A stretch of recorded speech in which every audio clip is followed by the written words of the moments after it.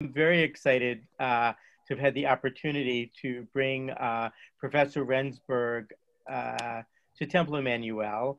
Some of you may know him already. I believe some of you have studied with him in a joint program with one of our nearby congregations. Which one was it? CBI, Scotch Plains. CBI, right. So some of you may have had the pleasure of studying with Professor Rendsburg. I, of course, know Professor Rendsburg from my years working at Rutgers Hillel, where he was a regular and a professor of many of our students. So to tell you a little bit, I'd like to tell you a little bit about Professor Rendsburg.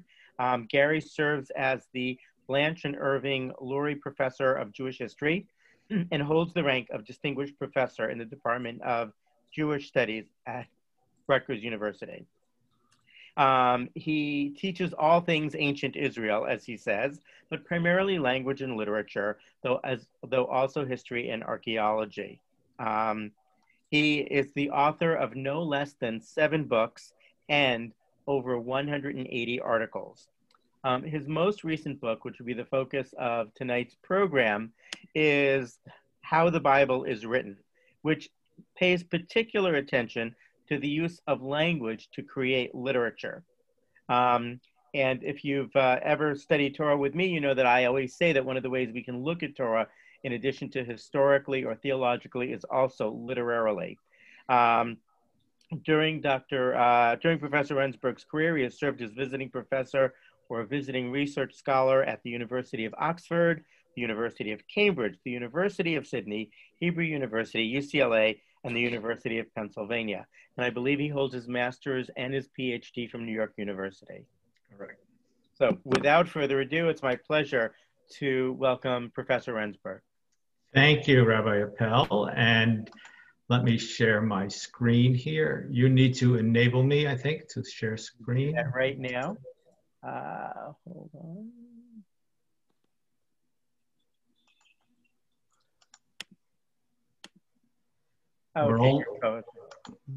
There we go. We're all learning as we go along in the brave new world of Zoom and WebEx and all the others. I don't remember getting this in my doctoral training or the rabbis on the screen in their rabbinical training, but we're all masters of it now. Yeah. So welcome everyone. It's good to see old friends whom I have had the pleasure of teaching before, and new people who are joining us this evening as well. So please join in at any time.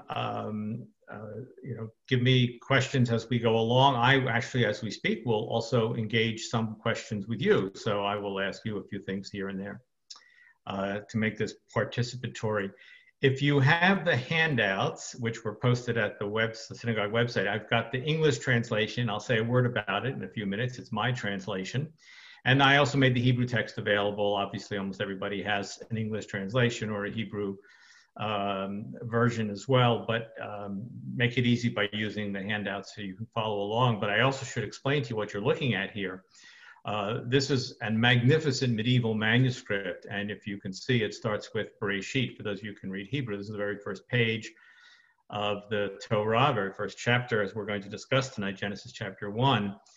This was actually written in the year 1476 in Spain, 16 years before the expulsion. So this is a remarkable treasure now in the Bodleian Library in Oxford. Just as a reminder, books don't come to us, or our texts don't come to us in printed books. Does everybody understand what I'm saying, right? Our texts don't come to us in printed books.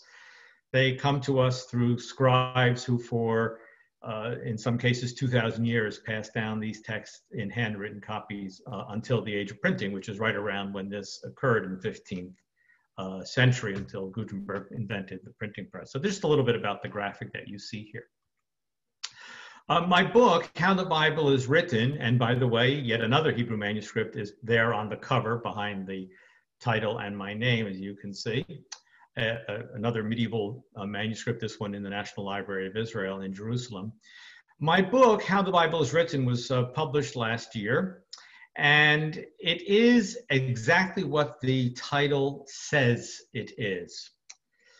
I am less interested in what the Bible says, and of course I'm also interested in that as well. But this book is really more about how the Bible says what it says. This is the very first page. This is the introduction. Learned colleagues have written books entitled Who Wrote the Bible, How to Read the Bible, How the Bible Became a Book, and How the Bible Became Holy. The present volume poses a different question, how the Bible is written. My goal in this book is to reveal the manner in which language is used to produce exquisite literature, no less for the ancient Israelite literati who crafted the compositions that eventually were canonized as the Bible, than for, pick your favorite authors, William Shakespeare, Jane Austen, J.R.R. Tolkien, etc. Which is to say, the bottom line here, in the most simple of terms, there are many books on what the Bible says. This is a book on how the Bible says it. And as we'll see this evening, these are interrelated questions because the message of the Bible is conveyed through this medium. I don't want to sound too much like Marshall McLuhan here, but the message of the Bible is conveyed through this medium of exquisite narrative prose. There's, of course, poetry and prophecy and so on, but almost, certainly almost the entirety of the Torah, for example, is a prose narrative telling the great story of ancient Israel and the books which follow, Joshua, Judges, Samuel, etc. I always like to thank my colleagues who generously endorsed the book on the back. And here they are for you. Some of you may know Robert Alter and his work, Ed Greenstein, who for many years was at JTS in New York and is now retired from Bar-Ilan University in Israel. Laurie Patton, professor of religion and president of Middlebury College, and Zev Farber, who runs the Torah.com. If any of you ever read the weekly Parashah columns, now you get to see what Zev Farber looks like as well. And of all the little endorsements that are on the back, this is what we do. We all write endorsements for each other's books. Laurie Patton's words really speak to me. In his hands, we travel back in time, letter by letter, root by root, word by word, sentence by sentence, to learn something extraordinary. The Bible was not written, nor did it have authors. The Bible was made and it had creators. And that, of course, was a perfect place to begin because we're talking about the ultimate creator, which is God, as we segue into day one of creation. So if you have the text in front of you, feel free to use the text as I've printed it for you. But as you can see, I'm using PowerPoint. I put the same translation into PowerPoint images day by day as we proceed here. And in the upper right, you will see not a medieval manuscript, but the most ancient manuscript we have of Genesis chapter 1, and this is a Dead Sea Scroll text. So of the 800 plus documents which were found in the caves at Qumran in the 1940s and 50s, 200 plus of them, about 1/4, are biblical manuscripts. And to our good fortune, we actually had the very beginning of the book of Genesis in one of those documents, and that's what you're looking at here. So if you can read Hebrew again, it's just a reminder. This, of course, is without vowels. The one I showed you on the opening image had all the vowels in place. This is without vowels. This would be just like a scroll of Torah still in use today, but here you have it 2,000 plus years old. And if you can read Hebrew, you can make out phrases like Et HaShamayim, the Et HaAretz on the first line, and Ruach Elohim, the Spirit of God, or the Wind of God over here in the second line. So I'm going to advance each image, and I'll include a little bit of the Dead Sea Scrolls, because it gives us a visual reminding us that even the best translation is, of course, already one step away from the original. And if you have questions about anything related to the English translation or the Hebrew, as I said, we can make this a dialogue. And it's, even fortunately with Zoom, we still have the immediacy of talking to one another. So we read Genesis 1, verse 1. In the beginning of God's creating the heaven and the earth, which I will explain in a moment. And the earth was chaos and desolate. I don't have my footnotes on the screen. They're on the printed version that you may have in front of you. And darkness was over the face of the deep, and the wind of God was hovering over the face of the water, And God said, let there be light, and there was light. So let's make the comment. Of course, the biblical text doesn't come with dashes. In fact, the ancient text doesn't come with punctuation at all. Colons, semicolons, quotation marks, and all that. Even when you have the medieval manuscript that I showed you in the opening image, you get punctuation, but you don't get things like quotation marks. And so you just have to go with the flow. When you render this into English, you do the best you can. Of course, we want to make it read like English, and so we can take advantage of the full array of English punctuation marks. Now, why do I use these dashes? The traditional English rendering of 1:1 is, in the beginning, God created the heaven and the earth, period. As if there was a complete sentence, a sentence unto itself. We now know, although this has been known actually for a long time, Rashi already intimates this in the Middle Ages, that the first verse, is not a sentence unto itself, but is actually something like, sorry to pile grammatical terminology on you, but something like a dependent clause in the beginning of God's creating the heaven and the earth, and then we don't really have a full sentence yet, which we get in verse 3. Verse 2, set off by the dashes, is the state of the earth before God set about to create anything. And so the earth was chaos and desolate. That might be the traditional, that's Hebrew tohu vavohu, which rhymes in Hebrew, very rare words. I'm just giving you a word pair here, like chaos and desolate. It's not clear exactly which of those words means which. Darkness over the face of the deep, etc. And only after that introduction of the two verses do you have the first creative act in verse 3, and God said, let there be light, and there was light. Every creative act that God does in Genesis chapter 1 is introduced with, and God said, let something happen, and then it happens. So that's verse 3. But let's go back to verse 2. Of the various nouns that appear in verse 2, with the exception of the wind of God, which by definition will have a very positive valence, all the other terms here would have been known to the ancient readers as having, as metaphors for evil. Chaos is evil. Desolate is evil. Darkness is evil. And the deep is evil, which is then defined as the water at the very end of verse 2. Why do I say that? Now, the people of Israel, of course, had only the one God, and that's the great contribution of Judaism to world history. But all of their neighbors were polytheistic, and all of their neighbors believed in a sea god or a sea goddess.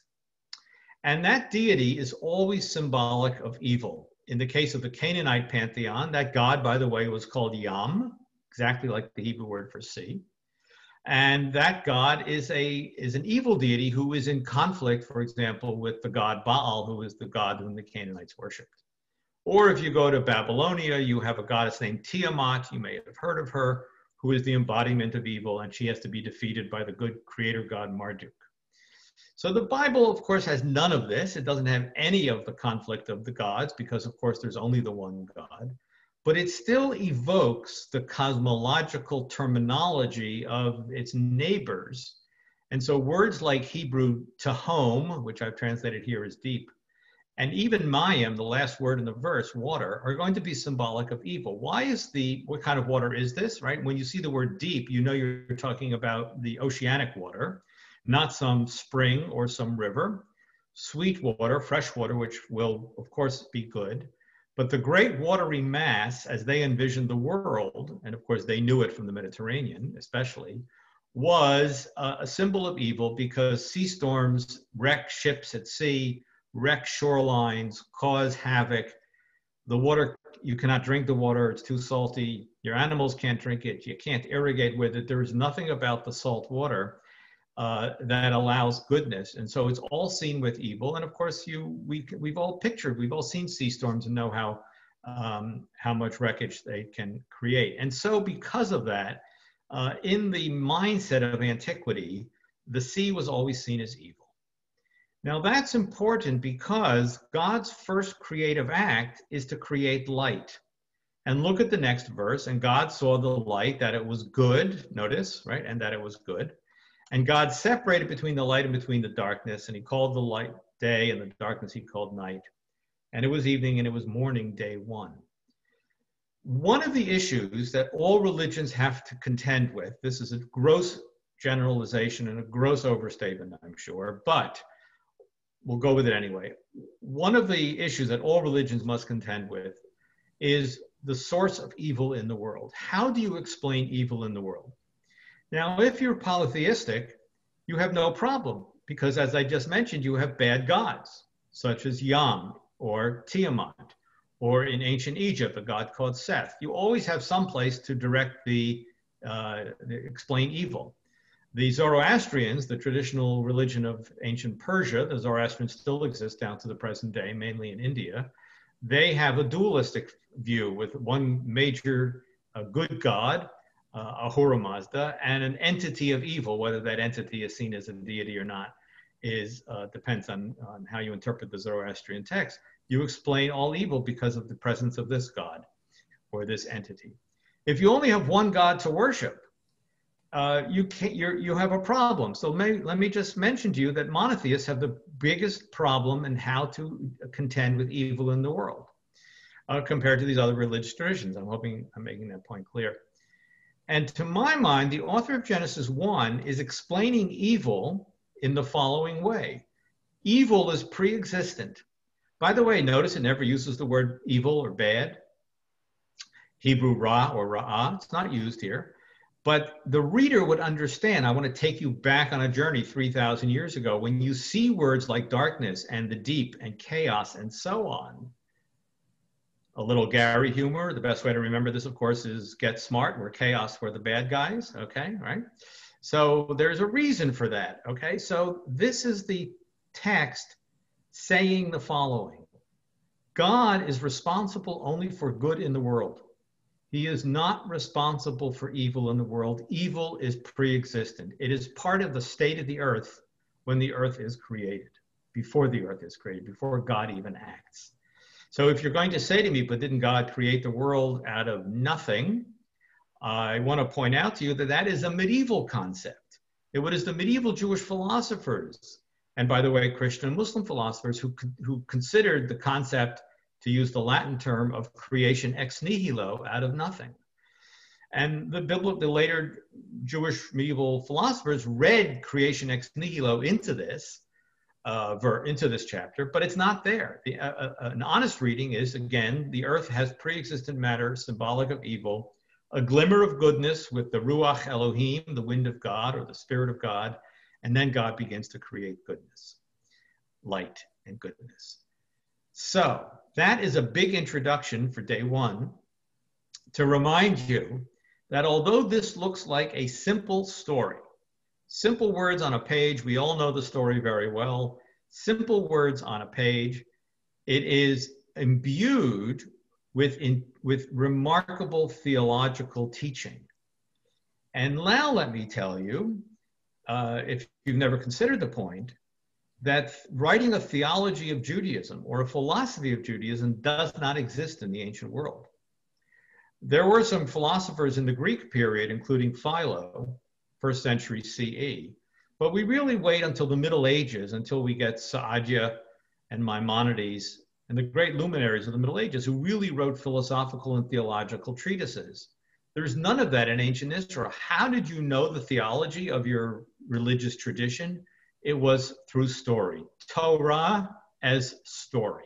And through the stories, you are supposed to extrapolate the theologies. I hope I'm making that point clear. And the Bible does that for you with its opening words to set a tone, to remind you, this is not simple, can I use the expression Sunday school or Hebrew school text, right? These are extremely difficult or challenging or intellectual exercises which you are supposed to engage fully with using all of your talents as a human reader. And that's essentially what my book attempts to do, is to show you how all of this operates in a text. By the way, my book is intended for both the scholar and the lay reader, which is to say every text appears, every word, every text appears in Hebrew, in English translation, and keywords in transliteration. So if I use a word like ruach, I'll put it in, I'll write ruach instead of Hebrew letters. So it's accessible is the point I want to make. All right. So if you know Hebrew, great. And if you don't know Hebrew, also, it's a hopefully valuable book to the reader. And now we move on to day 2. And I move along a little bit with my Qumran document there in the upper right. Each time I advance to another day, I've captured the image from this Qumran Genesis document. And God said, you can see the opening words there, that you can read the Hebrew on the very top right, Vayomer Elohim. Day 2, and God said, let there be a firmament in the middle of the water, and it will be as a separator between the water and the water. And God made the firmament, and it separated between the water that is below the firmament and between the water that is above the firmament, and it was so. And God called the firmament heaven, and it was evening, and it was morning, a second day. I didn't mention this on the first day, but you all know that every day ends with the refrain, and it was evening and it was morning, whichever day it is. Now, does anybody know what a firmament is? We never use the word in our lives. It is used only, I think, in biblical translations such as this. And why do we even use the word firmament, and where does it come from? So my technique of translating, and this is true of my colleagues such as Robert Alter, such as Ed Greenstein, such as Everett Fox, and others, is to use basic English words to translate basic Hebrew words, and to translate and to use rarer and even difficult English words to translate rarer and difficult Hebrew words. So if you can read Hebrew, this is your word here, rakia. It also appears down here again with a lamed in front of it. And rakia is a word that appears outside of the creation story almost nowhere in the Bible, a couple of times in poetry, usually evoking Genesis chapter 1, like in a psalm, evoking Genesis chapter 1. And we translate it, for lack of anything better, as firmament, right? And I like to joke with my students, none of us would know a firmament if we ran into one, but there's the word because we want to, if we want to use something rare, a word that we don't encounter every day. Must have been a reason why the author of Genesis 1 used this word, and so there we have it. In verse 8, it comes to be called heaven, right? So just like in day 1, the light was named day and the darkness was named night, everything's going to get a name as well. So the firmament becomes a very common Hebrew prosaic word, shamayim, and there you have it, the word for sky or heaven being used as the firmament. So that's day 2. Now, the action here, if you can picture, if I were to envision this, right? The world is, we'll call it round for a moment. The world is round, and it's this watery mass, right? That's basically what we had on day 1, or before we had day 1. And the firmament is to divide the waters above from the waters below, which is what it does here in verse 7. So picture this watery mass which now gets separated, and the separator, this firmament, is the sky. So in their view, there's the waters above and the waters below. Now the waters below are the seas, the rivers, the things that we all know on earth. And the waters above, they believed in ancient times, not just Israelites, but almost everybody believed that there was a storehouse of water above the clouds, because that's how you explain rain. So if you have a rain god like Baal for the Canaanites, he controls the windows of heaven, as it were, opens the clouds to allow water to come down. And that, of course, is a blessing. That's fresh water, especially in a relatively dry part of the world. And the waters above, accordingly, are this storehouse of water, which is all being explained to us here in day 2. Now, day 3, I'm dividing into a 3A and a 3B for reasons which you will see. And then God speaks again. I want to repeat. Creative activity occurs when God says something, let whatever it is, and it happens, as we see in verse 9. And God said, let the water be gathered from below the heaven into one place, and let the dry land be seen. By the way, I also use hyphenation for Hebrew words, which are a single word in Hebrew, but I hyphenated it in English to indicate that it's just a single word in the Hebrew text. And that's what I do here. The Hebrew word there is yabasha, which means the dry land. So I hyphenated, and it was so. And God called the dry land earth, and the collection of water he called seas. It's in the plural. And God saw that it was good. Right? There's the refrain. This is 3a, because unlike day 1 and day 2, where there's only a single stage of creation, in day 3, there are 2 stages of creation. There's 3a, and there's 3b, which is to say, in verse 10, and God saw that it was good, rests in the middle of day 3. It doesn't go on, and it was evening, it was morning. It goes on with verse 11 to give us a second stage of creation on day 3. Now, why this is important for the moment, it's not, but you register that in your minds as a reader, and you'll come back, and we'll all come back and consider that towards the end of my presentation. So 3a is the dry land, now called earth, eretz, and the waters are now gathered further. So my blob, which was divided, now the bottom half is further divided into 2 quadrants. So you have the dry land here and the seas over here in some sort of visual mathematical representation of what's going on here if you're following my approach. So then day 3b. Let the earth vegetate vegetation. I'll explain that in a moment as I have in footnote B. Plants that seed seed, fruit trees that produce fruit, each according to its kind with its seed in it upon the earth. And it was so. Verse 12, and the earth brought forth vegetation, a single Hebrew verb, therefore hyphenated here, brought forth vegetation, plants that seed seed, each according to its kind, and trees that produce fruit with its seed in it, each according to its kind. And God saw that it was good, etc. in verse 13. When I put something in parentheses like each, that's because there's no way of representing that in the Hebrew. It's not there in the Hebrew, and we need it to make the English flow better. So that's what the parentheses are for. Now, I want to point out to you, I want to go back to the beginning of day 3. If you look at verse 9, and God said, let something happen, it simply then says, and it was so. Vayehi, and it was so. The text could say, in an active form, and the waters were gathered from below the heavens, and the dry land was seen. It could repeat the information in verse 9.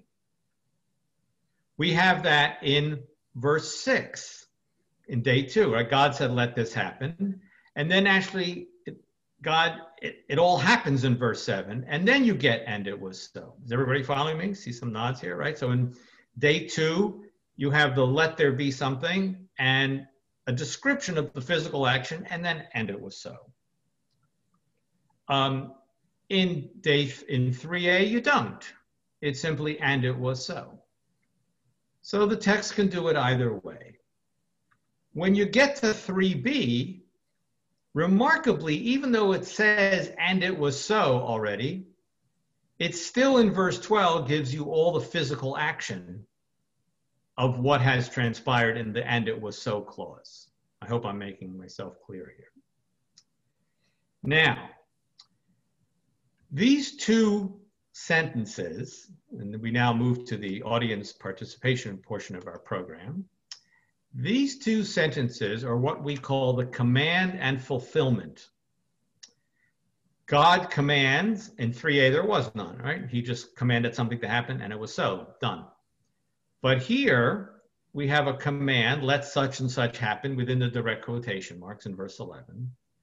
And then in verse 12, what we call the fulfillment of it, it actually happened. Now, the Bible does this in large form and in small form. This is a small form. The large form within the Bible, by far the largest such form, is those chapters in the book of Exodus where God tells the children of Israel how to build the tabernacle with the ark and the menorah and the tent cloths and the curtains and so on, is at the end of all that, it doesn't say, and they did it, or and it was so. Those 6 chapters are then repeated at the end of the book of Exodus with, and the children of Israel made the ark, and it gives you all the detail over and over again. That is a command and fulfillment pattern. Do you ever wonder why we have to read all this all over again, right? In this excruciating detail in the latter half of the book of Exodus. That's the command and fulfillment. So that's what you have here. Now, the text uses variation, and I want to introduce you to one of the building blocks of ancient Hebrew literature. We call it repetition with variation.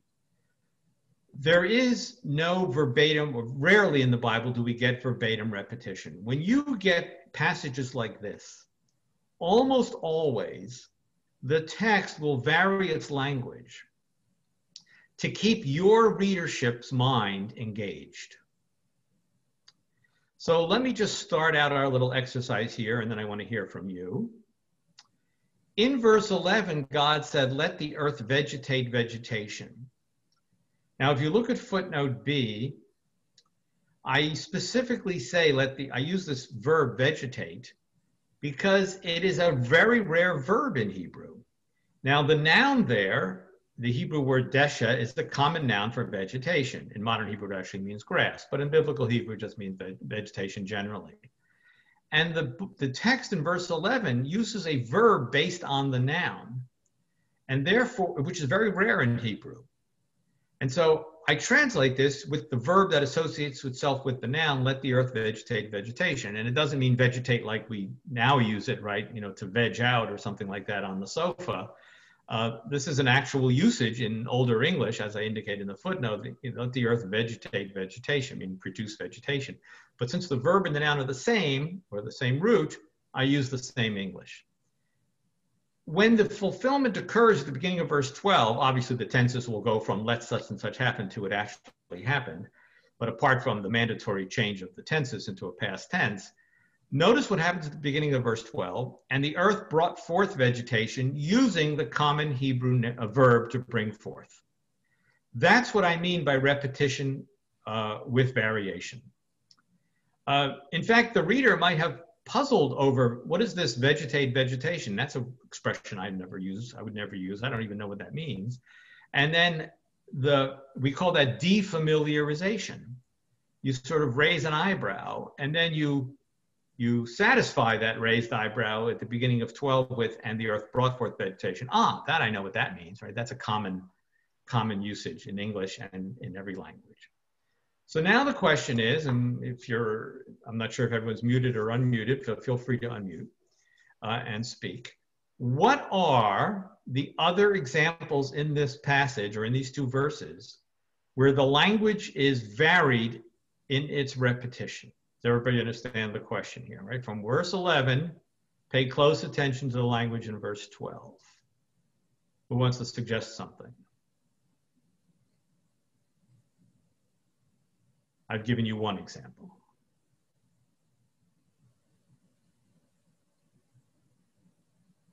Whatever comes to your mind. Anyone? Any one of our rabbis? Well, they do add upon the earth in the first part, and it doesn't say upon the earth in the second part. Good, okay. The expression upon the earth, Marlene, thank you. The expression upon the earth is omitted in the second go round, okay, in the second iteration. What else? I thought Diana got a mute. Well, the plants that seed in the first become each according to its kind.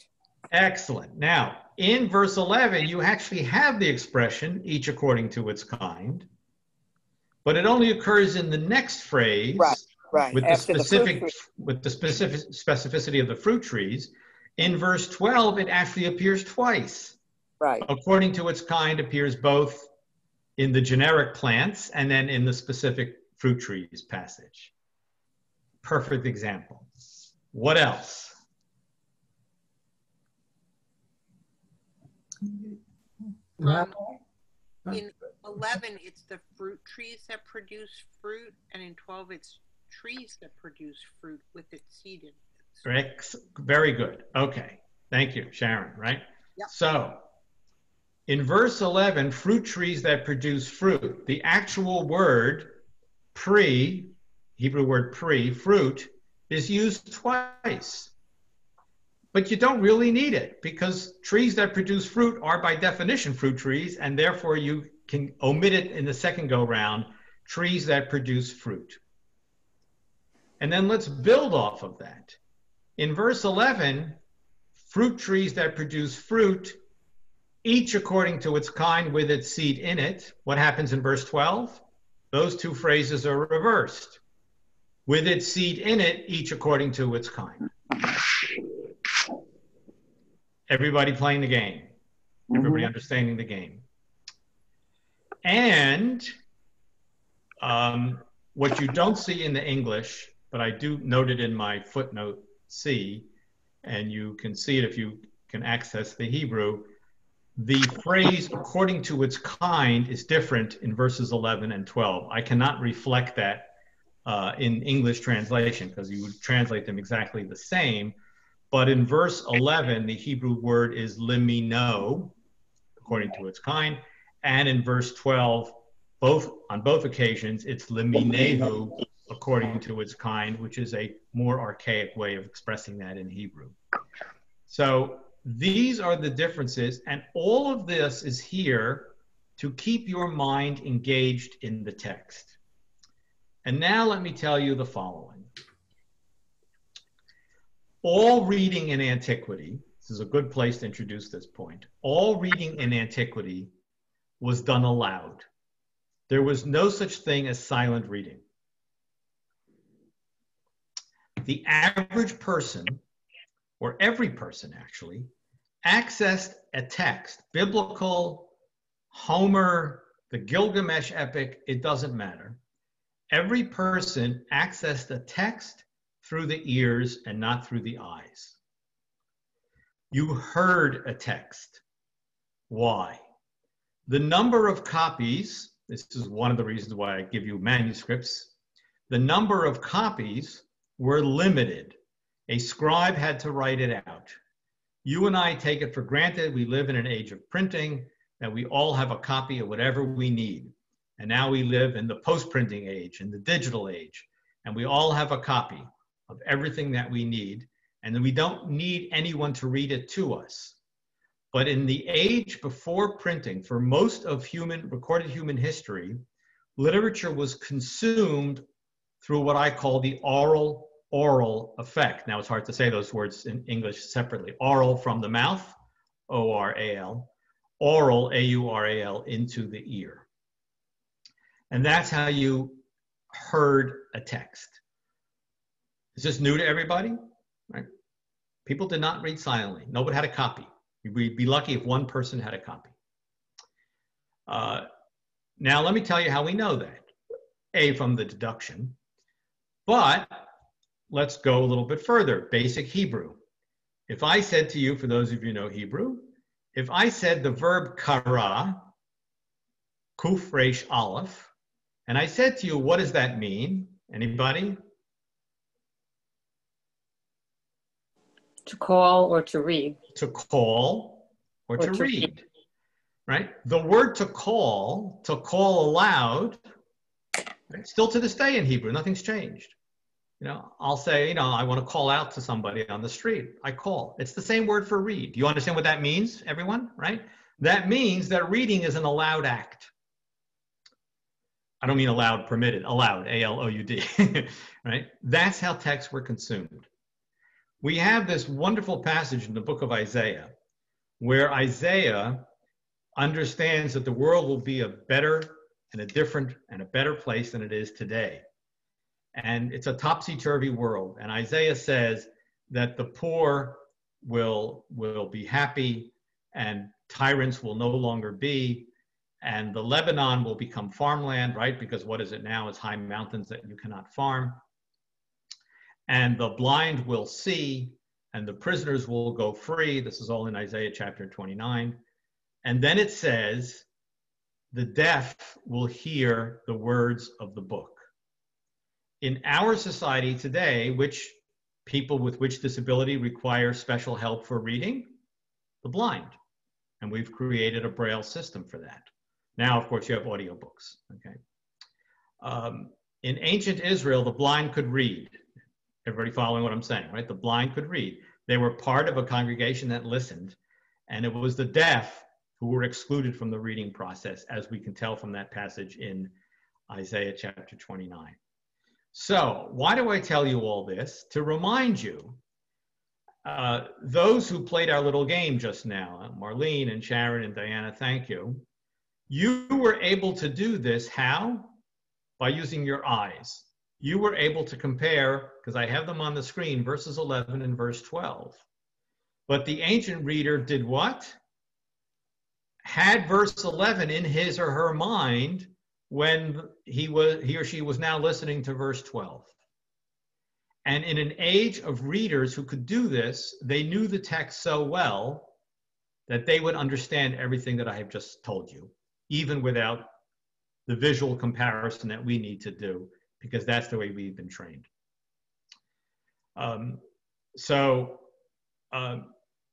We still do oral reading today. We do it in the synagogue every Shabbat, right? We read Torah aloud. Why do we do that? Everybody has a copy of the Chumash.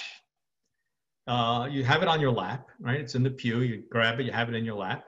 You know, Rabbis Ethan and Victor, why don't we just say, okay, we'll take a 15-minute break, read the Parsha silently. We all know how to do this, okay? We insist on reading it aloud because that's the tradition, and you follow along. Now, most people follow along with the book in their lap. Gary Rendsburg doesn't open the book. He listens to the reading. I understand that I have a facility in Hebrew which allows me to do that, but I want to sort of travel back in time to a time when this is how it was all done. In fact, it was done in the medieval synagogue. There was one copy, the Torah scroll in front on the bima, and everybody just listened. Right? That's the way it works. So if you sort of train yourself to do this, and my favorite example of oral reading is children, pre-literate children, 3-year-old, 4-year-olds. We've all had the experience where we read them a story to bed and we're getting a little tired and we skip a sentence. What do? They correct us because they know the text so well, right? That they know that if we skipped a word or skipped a line or something because we're getting tired, we want them to go to sleep already. We've all had that experience. Yes, parents, grandparents, okay. And that's that way of understanding a text, which these children know so well because they've heard it so many times, of course, is exactly what anybody in ancient Israel would have been able to do. And then we ruin their lives and we send them to kindergarten where they learn how to read silently. Okay, so there's my little... Can I ask you a question about that? Yeah. When you listen to it, there's an aspect of the cancellation that probably was not happening in the initial part. So I wonder, that adds to the reading, but does it also take away because it emphasizes certain words or phrases that we might not have been familiar with? Right, so thank you for reminding me of that point. I like to assume, we don't think there was music in antiquity. There may have been some musical, nothing like the Ashkenazi version, which is has a greater musicality than the Sephardic version, greater range of notes because it's based on European musical traditions. But the Sephardic one may have been in place, something similar to that. But regardless of whether it was musical or not, or slightly musical, what I want to remind us, and thank you, Rabbi, for mentioning it, right, is who did this reading? I think of this person as a presenter or a performer. The text was performed, right? Everybody has a particular talent. The scribe who wrote out the copy was a scribe because, I'm going to use the word he, in antiquity they were probably all men. We do know some medieval women who were scribes. The person had the talent of good penmanship, and that person became the scribe. by the way, when I use the word penmanship to my students, they have no idea what I'm talking about. They don't even know what the concept is, okay, since they don't even know about writing. And the person who read the text, I assume, was a good presenter, right? So that's why you have a, you know, a Lester Holt or a Wolf Blitzer or somebody who's on the media, because they know how to present. The person who produces the show has that talent. Everybody has a particular talent. So, so I don't know if it was musical, but it was certainly a performance. Let's just call it that. Okay, maybe like a poetry reading performance. Okay, let's move on. Day 4. Welcome to the world of Dead Sea Scroll fragments. There's always a little piece missing that you would love to see. And God said, let there be lights in the firmament of heaven to separate between the day and the night, etc. Verse 15, 16, God made the 2 great lights, the greater light for the rule of day and the smaller light for the rule of night and the stars. And then it goes on, God put them in the firmament, etc. We can just do a quick summary of day 4. What's created on day 4, going back to this, the sun, the moon, and the stars. What words are not used here? The words for sun and moon. I think everybody who's read this knows this, you know, implicitly, if not explicitly. And the only question is, why does the text not use sun and moon and instead uses the circumlocutions, the greater light for the governing of day, for the rule of day, smaller light for the rule of night in verse 16? The answer is the Hebrew words shemesh, sun, and yareach, moon, are the names of ancient Canaanite deities. Those are the names of the sun deity and the moon deity. The sun was a male, different ways. They're always a pair, male and female or female and male in the different pantheons of antiquity. And so since the neighbors of the people of ancient Israel were all Canaanites worshiping these gods and goddesses, the text doesn't want the innocent reader to think that somehow, innocent reader meaning what? Innocent listener, right?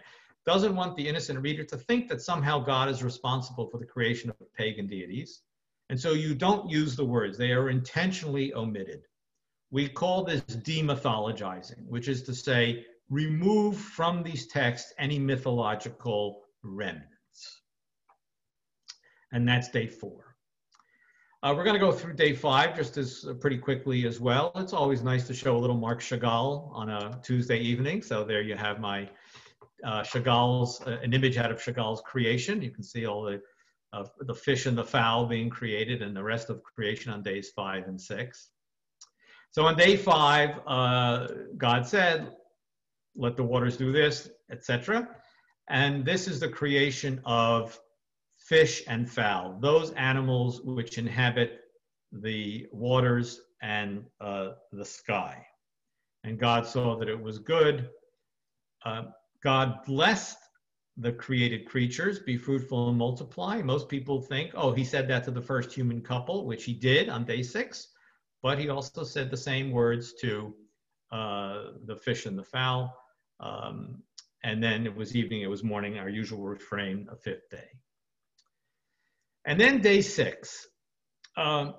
Just like day 3, day 6 also has 2 stages to creation.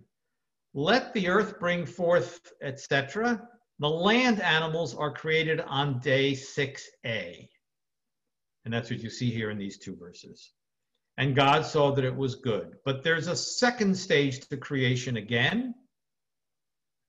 6b we'll call it, and a little more of Marc Chagall, the first human couple created.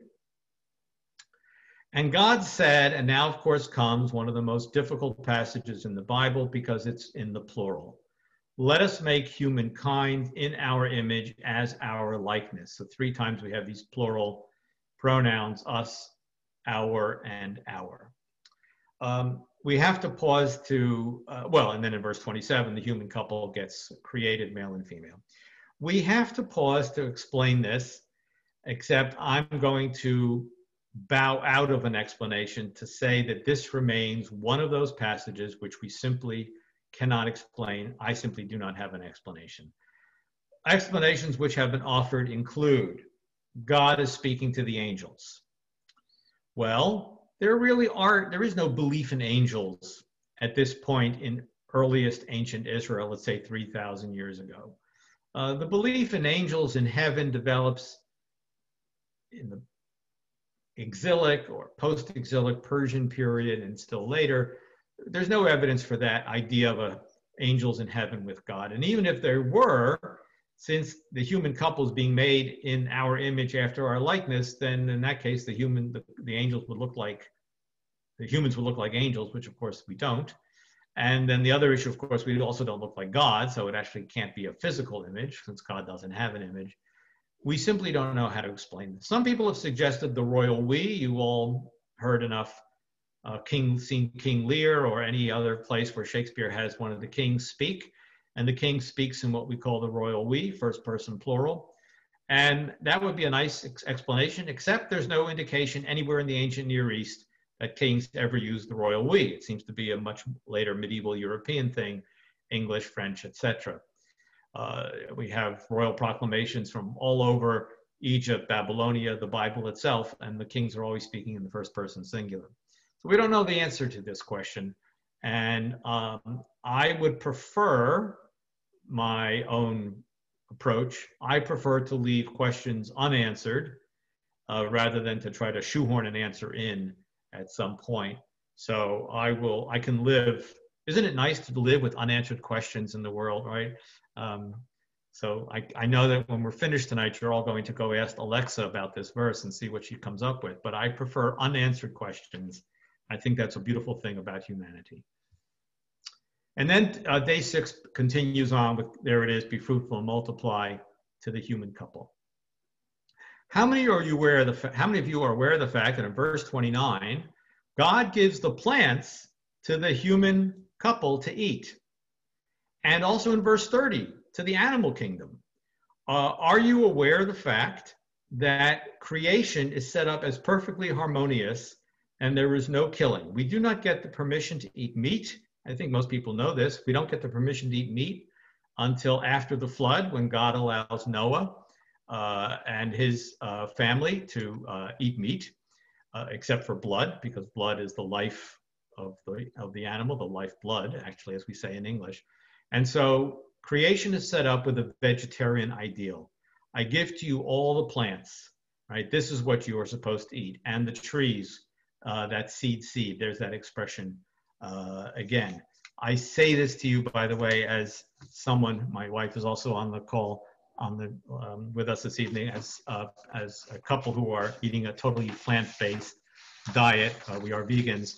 And so Genesis 1 verse 29 is an important verse for us. I say that with all sincerity and not making judgments in any which way, just to give you a sense of the guidance that this text still speaks to us at a distance of 3,000 years.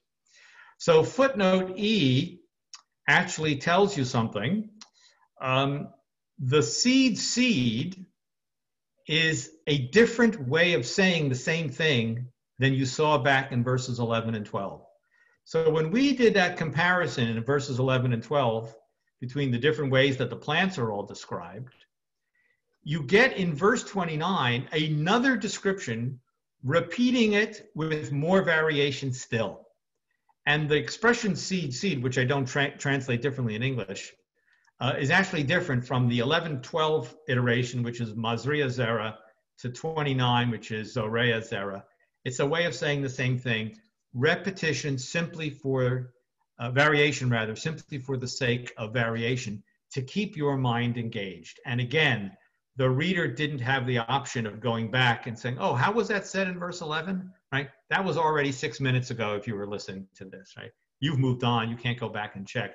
You have to keep it all in your mind.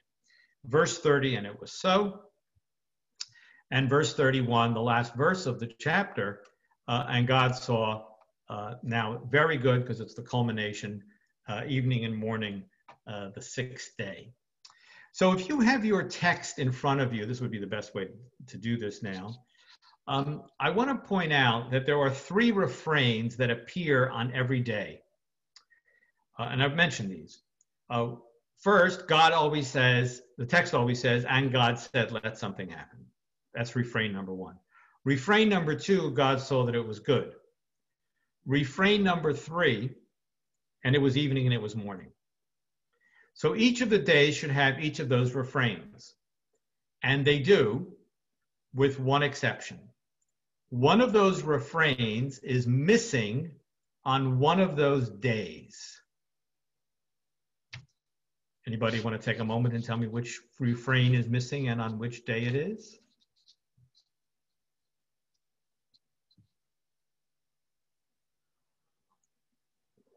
You're cheating. You're all using your eyes to look at the text. You should have memorized it by now because we were reading it aloud. I see all of you. I see your eyes.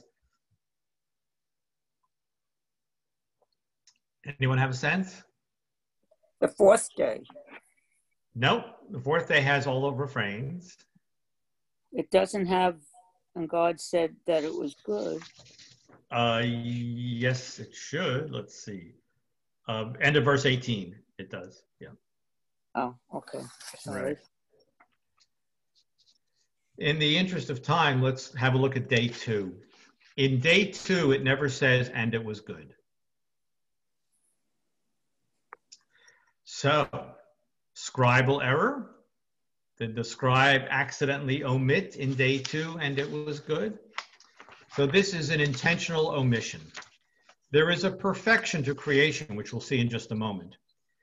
But the story writer allowed one so-called imperfection in day 2 by omitting the refrain, and it was good, or God saw that it was good.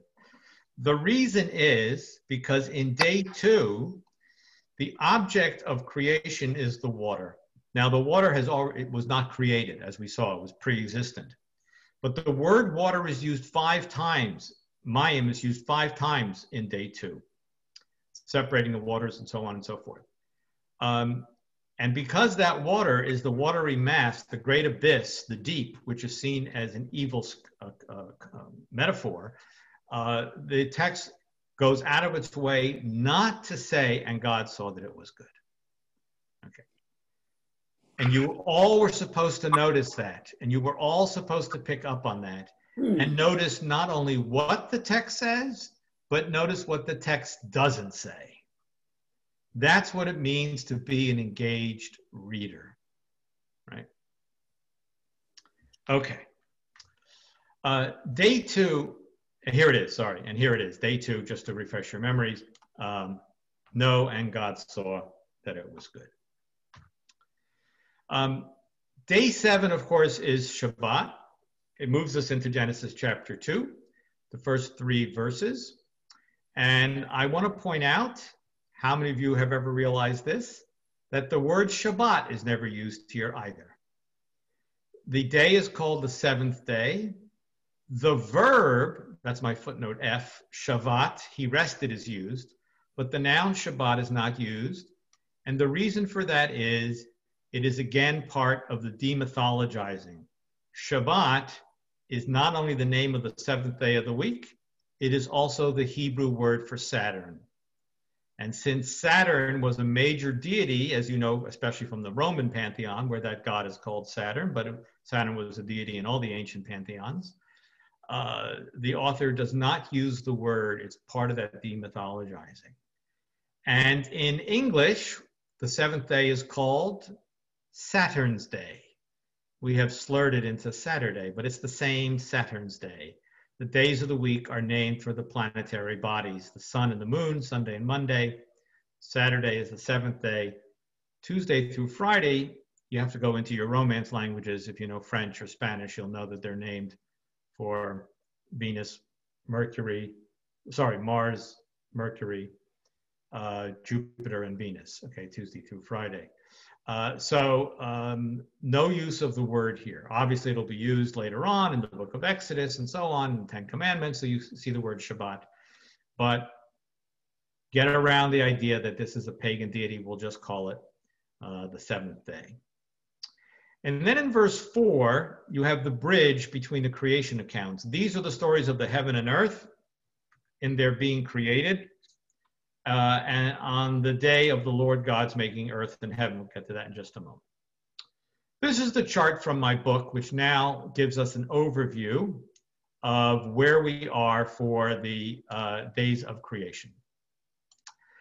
The first 3 days give us half of creation. The second 3 days give us the second half of creation. And notice how they all match up. This is the blueprint to creation. Day 1, light. Day 4, the lights. That's the Hebrew word there. Day 2, the sky, and although it's not created, as we just talked about the water. Day 5, the fish and fowl which inhabit the sky and the water. Remember day 3 and day 6 both had 2 stages to creation. Now you know why that was important. 3a and 3b, what happens? God creates the dry land and the vegetation, which is where the land animals and the humans live and may eat. This is the blueprint. This is the perfection.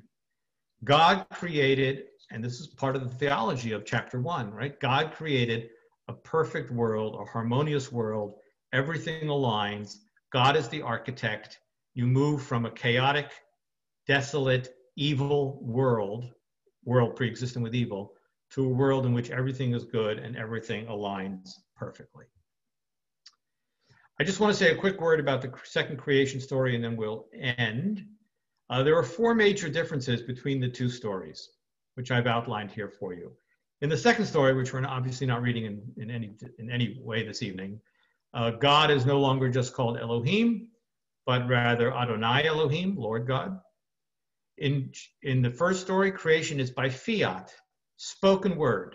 God speaks and things happen. In the second story, it's physical action. God has to plant the Garden of Eden. God creates man out of the soil. God builds the woman out of the rib of man, and so on. Verbs that are associated with human creation, right? We all build and we all plant and so on. Those are verbs of human creation. In chapter 1, God just speaks.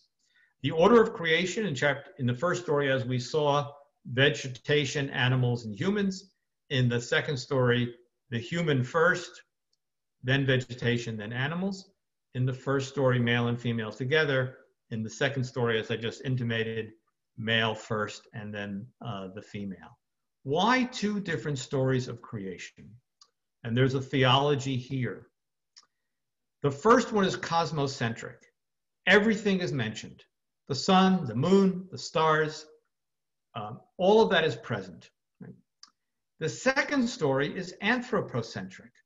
You know, in the second story, the sun and the moon and the stars and so on are never mentioned. The seas are never mentioned. All kinds of things that appear in the first story are not in the second story because it is focused on humanity, and I call it anthropocentric.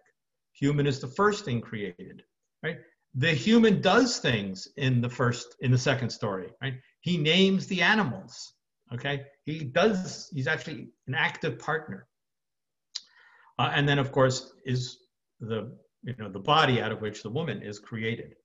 So is the cosmocentric of Genesis 1 more heavenly, if I can use that expression, and the anthropocentric of Genesis 2 more earthly, if I can use that expression. And this is where I was jumping ahead a moment ago. That's why in the bridge between the 2 stories, no words in the Bible are random. Everything is for a purpose. The first story ends with what? The heaven and the earth. And then you segue into the second story, earth and heaven. The first one, cosmocentric, you lead with heaven, as you happen also in Genesis 1:1. The second story, anthropocentric, humanity on earth, you lead with earth and you say earth and heaven. All of this would be, as you segue into the second story, all of this would have been known, all of this would have been understood by these ancient readers / listeners. And why 2 creation stories? This is my definition of the Bible, and with this we'll end. The Bible is the story of the relationship between God and humanity, especially the small subset of humanity known as the people of Israel. But before we get there in Genesis 12 with the story of Abraham, the book of Genesis sets the tone in its first 11 chapters with a focus on all humanity. And all of humanity is in a relationship with God. If we only had cosmocentricity, there would be God in the heavens and there wouldn't be a connection. There'd be a distance. If we only had anthropocentricity, I can't even say that word, as we see in Genesis chapter 2, if we're only telling the story about humanity, right, we lose the divine. And the Bible is the story of the relationship between God in heaven and humanity on earth. And that's why there are two creation stories. There is nothing at the end of Genesis chapter 2 which says to you, dear reader, that's why we have two creation stories. You have to figure that out on your own. You have to actively engage with these stories. You have to listen to these words. You have to pay attention. You have to be mindful of everything you're listening to. And when you comprehend all of that, you will understand how the Bible is written. Thank you. Thank you, Gary. That was a fascinating hour and explanation and a way of looking at the first two chapters of Genesis that I don't think most of us have ever done. Well, I'm so glad we could do it all together. Yes. So before we let you go, give us a little hint of what we'll learn about next week. By the way, I don't know time constraints, but I'm happy to take a little Q&A. Next week, we're going to look at Genesis chapter 29, another familiar story, Jacob and Rachel meeting at the well, and the marriage. Spoiler alert, he marries Leah before he marries Rachel. Luckily, we didn't look at that today. So good. So we looked at Jacob's ladder instead today. Oh, good. So we're right there in the same section of Genesis. And well, we're at that point, of course, in the reading cycle of the Parashah. So we'll be looking at Genesis 29.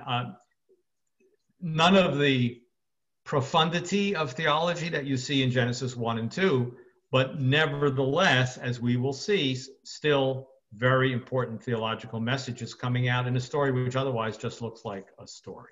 Yeah, so that'll be next week, Genesis 29. Great. Great. We will look forward to it. Okay. Any questions before we say goodnight? And a quick hello to Mark and Elisa, my former students. It's nice to see you. Go ahead. I'm just raising my hand. I don't know how else to. Go ahead. Go ahead. So isn't Elohim a plural noun? Well, I mean, I'm only asking that because you asked for an explanation of our. Right. So Elohim, of course, is complicated. If you just saw it without knowing anything, yes, it's a masculine plural noun that ends in im. And when it refers to the gods, plural of the other countries, which the Bible does occasionally, it means gods in the plural. But when it refers to the God of Israel, it means God in the singular. And everywhere else in the creation story, the verbs are singular. Right? When God created and God said, those are always just singular. So it's a possible explanation. It may hint towards an explanation because of the outwardly plural form, but everybody who reads Hebrew knows that it's singular when it refers to God, and so it doesn't quite help us. Your point is correct, but I don't know that it helps answer the great complex question. Gary? Yeah, Mark, hi. Hi. All the days are second day, third day, fourth day, but the first day is translated as day one. Is there any significance to that difference? There is a fine reader who picked up on exactly what we're trying to do today, right? By showing you how you're supposed to pay attention to this. And the answer is, it is in Hebrew. It says Yom Echad. So I translate that as day one. And apologies for the grammatical terminology, right? But almost all languages, including English, have cardinals and ordinals, right? Cardinals are 1, 2, 3, 4. Ordinals are first, second, third, fourth. And all the others are the ordinals, 2nd through 7th. But the first day is day one. I don't know that there's a lot has been spoken about this. People have really read into this. I think you get comments in the medieval Jewish commentators as well on this. I don't want to read too much into it. It may just be the stylistics of Hebrew. And the reason I say that is in Genesis chapter 2, when you get the 4 rivers of the Garden of Eden, the first one, it also says one as opposed to first. So I don't know that it might just be the way Hebrew style works, right? That you count one and then you don't have a first if you don't have a second. Or if you only have a one, you have a one. Maybe something like that, if that made any sense. So I don't have a good answer for it. I could imagine it had some import. By the way, if you read Hebrew, you see it right here. Here's the word echad, last word in day 1 of creation before the paragraph break. So I used to think that it had some meaning, and now I'm going to speak out of the other side of my mouth, because the 4 rivers of creation is just a listing of the rivers, and it actually says river 1, and then it says 2nd, 3rd, 4th. That's the best I can do for you. But I love the fact that you picked up on that. Right. Good. Could I ask a question about the evil that was the world before creation? That's a new concept to me. I had not ever thought of the implication.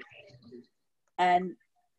And so, I mean, I have a lot of problems figuring out God anyway, but this makes it seem as if God, evil preceded God, and then God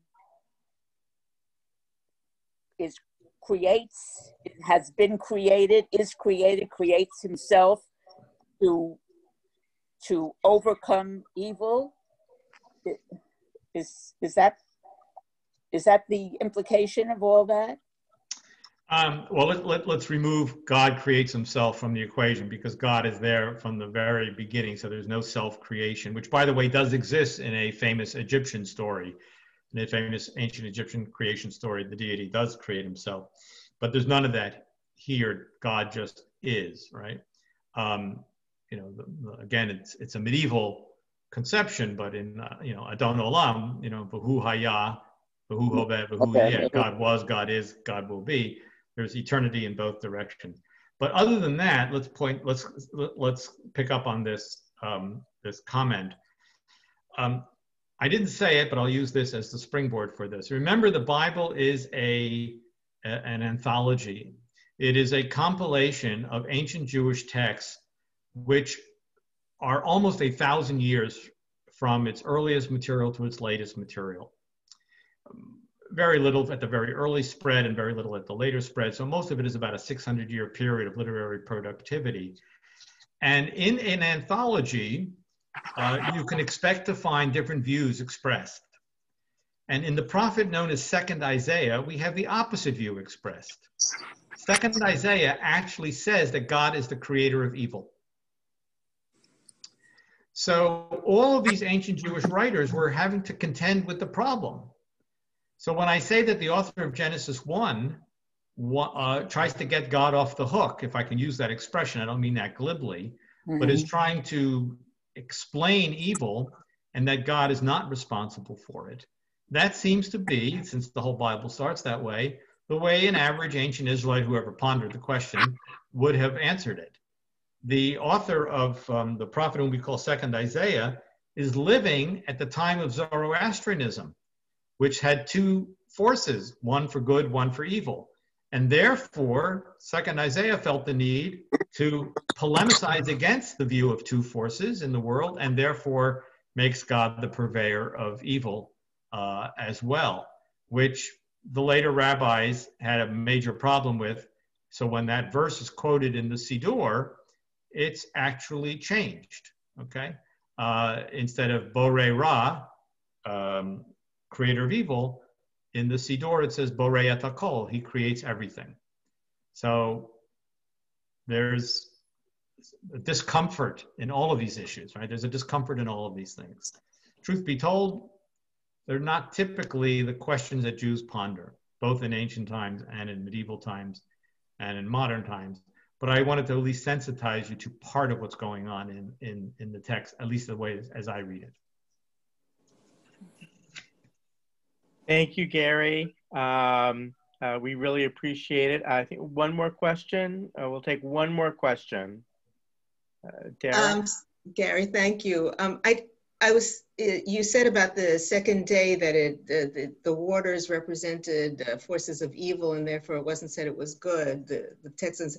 But yet, in your translation, you say that God called the firmament heaven, which is a kind of loaded word in English. It betokens something good. What if I said Was that sky? a choice you made? Because I noticed that JPS calls it sky. Right. There's no distinction in Hebrew. Right, but why did you choose heaven if the second day is supposed to be? Right. I mean, by the way, my European language is German. There's no distinction in German either. Himmel means both sky right. and heaven. I think that's true in most European languages. Yeah, no, I understand that. So the JPS actually parts company because in verse 1 it uses heaven and oh, interesting. Heaven and the earth. It's still Shemayim. When it gets to verse 8, it calls it sky. So once I made the choice in verse 1, then I wanted to be consistent and I stay with heaven in verse 8. Should I switch over to sky? Maybe I should. Maybe it's these are the challenges of all translators. Yes, it's more consistent with your view. Yeah, Robert Alter's translation, magnificent translation, is always within easy arm's reach to my left here, and I could check when we're done to see what he did. We all have to contend with these issues. Yeah, I prefer consistency, and I can see what the JPS translators did and using heaven in one place and sky in the other. I should point out, if you don't know, and then maybe it's a delightful way to close the evening, the driving force between the JPS translation in the 1960s and 70s was Harry Orlinsky, who was the great professor of Bible at Hebrew Union College in New York. I don't know if any of you knew Professor Orlinsky. I knew him very well and really cherish his memory. And he used to quip, "Oh, we leave those mistakes in there all the time so they can hire us back for the revisions." Okay, so we'll just go with the inconsistency of that. And when you asked him at a distance of 20 years, and why did you? It was a committee. Why did you? He was the head of the committee. And why did you translate it this way?